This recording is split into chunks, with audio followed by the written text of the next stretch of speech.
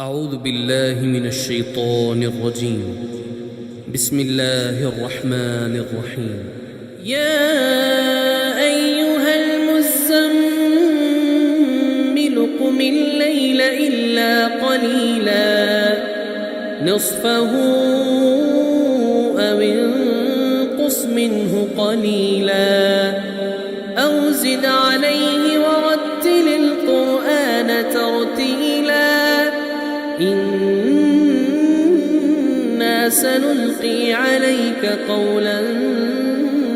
ثقيلا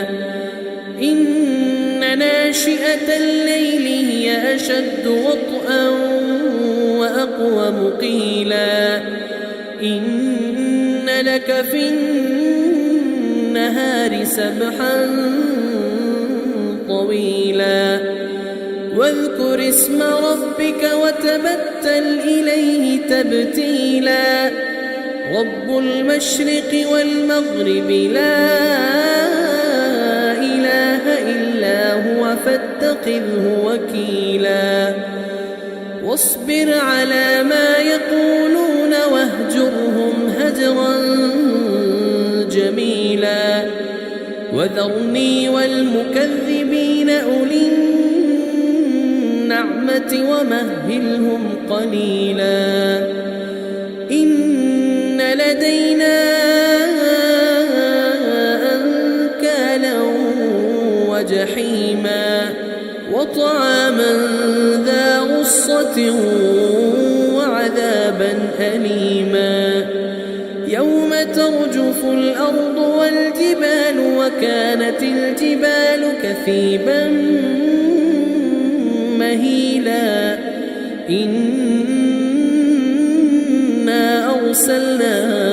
إليكم رسولا شاهدا عليكم كما أرسلنا إلى فرعون رسولا فعصى فرعون الرسول فأخذناه أخذا وبيلا فكيف تتقون إن كفرتم يوما يجعل الولدان شيبا السماء منفطر به كان وعده مفعولا إن هذه تذكرة فمن شاء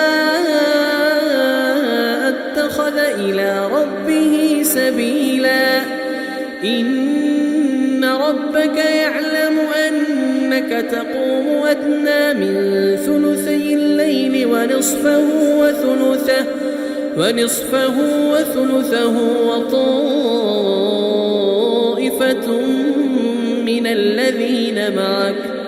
والله يقدر الليل والنهار علم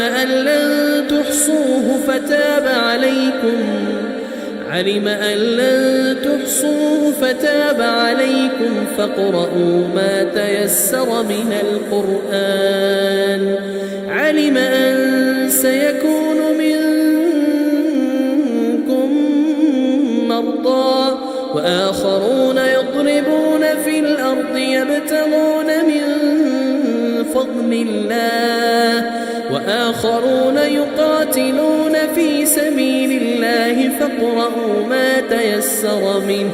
وأقيموا الصلاة وآتوا الزكاة وأقرضوا الله قرضا حسنا وما تقدموا لأنفسكم من خير تجدوه عند الله هو خيرا وأعظم أجرا واستغفروا الله